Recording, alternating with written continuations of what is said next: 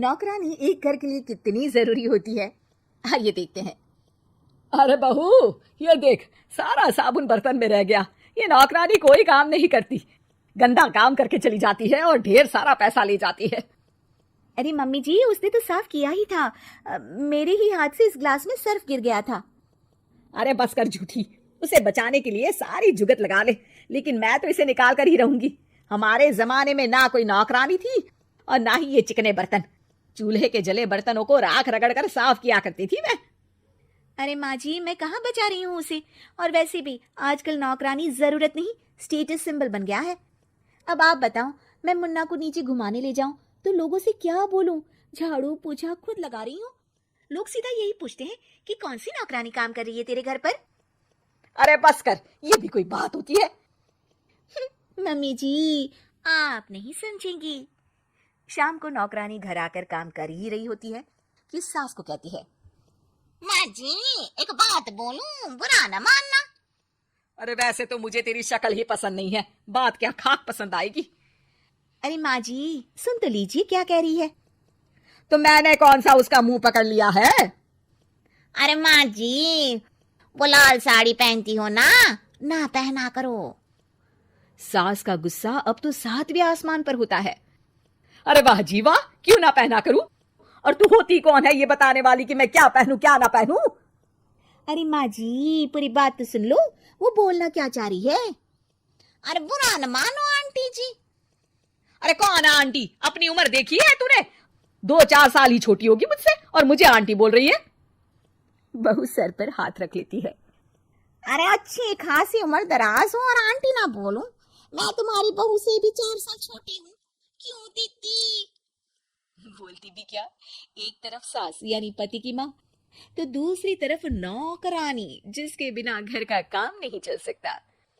वो दरअसल माँ जी की शादी भी बहुत जल्दी हो गई थी ना। अच्छा ये झगड़ा छोड़ो, ये बताओ तुम माँ जी को लाल साड़ी पहनने से क्यों मना कर रही हो? वो ना, इनकी उम्र की सारी औरतें सोसाइटी में इनके लिए बात करती हैं कि तुम्हारी सास बुढ़ी घोड़ी लाल लगाम है। बहू को ये सुनकर गुस्सा आ जाता है। अरे वाह वाह, कौन बोलता है जी? खुद क्या है यहाँ की औरतें, बाल सफेद लेकिन टाइट जींस और कोई कुछ भी पहने। अरे पहनना हमारा निजी हक है, किसी को कुछ हक नहीं बनता कि वो मेरी सास के लिए कुछ बोले। मैं आज ही जाकर माँ जी के लिए लाल जींस लेकर आऊंगी, फिर देखो कोई क्या बोलता है।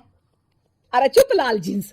अरे सुन नौकरानी की बच्ची, जाकर बोल दे उन लोगों से कि उन लोगों की तरह मैं उड़ती नहीं फिरती हूँ घर बार छोड़कर। अपने बच्चों और नाती पोतों में मन लगाती हूँ, ना कि सारा दिन ताश के पत्तों में आंख गड़ाकर 3 पत्ती खेलूं।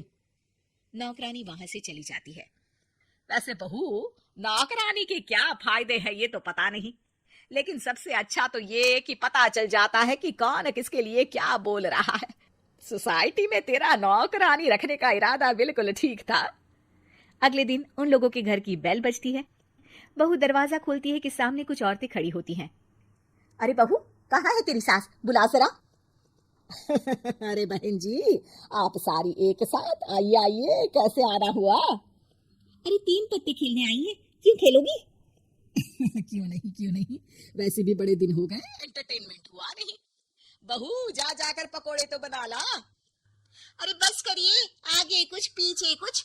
वैसे तो कहती है कि परिवार पर ध्यान देती है, हमारी तरह 3 पत्तियां नहीं खेलती। हमने कौन सा परिवार छोड़ दिया? सास सक पका जाती है। अब ये किसने कहा? मैं तो कहती हूँ कि मैं भी थोड़ा बाहर निकलूं। आपने ही तो कमला नौकरानी से ये सारी बात की थी। सास और बहू को अब सारी कहानी समझ आ जाती है कि सोसाइटी की औरतें क्यों भड़क रही हैं। माफ करिए आंटी, मैं छोटी हूँ, लेकिन फिर भी पहले तो आप लोगों ने माँ की लाल साड़ी का मजाक उड़ाया था ना।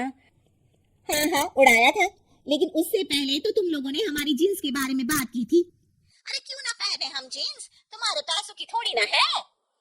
सास और बहू सर पकड़कर बैठ जाती है। देखा बहू, ये खेल कर गई तेरी नौकरानी, यहाँ की बात वहां तो वहां की बात यहाँ।